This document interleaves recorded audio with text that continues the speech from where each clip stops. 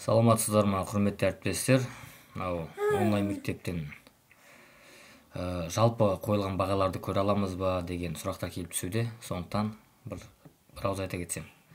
Алдымен BL деген белгіні басасыз, яғни өзіңіздің логин пароліңізбен кіресіз. Онлайн мектеп қойындысындағы журнал бағанына өтесіз. Алдарыңызға тізімдер шығады, яғни сіз сабақ беретін сыныптардың тізімі.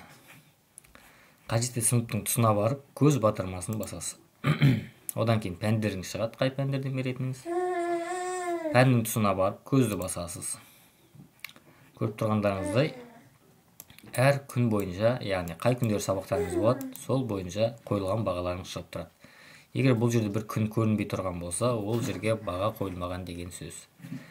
Егер мына жерде бір оқушының бағасын қайта қою үшін тұсындағы көзді бассаңыз, яғни күн тұрғанның астында көзді бассаңыз, біз журнал бағанын өтеміз.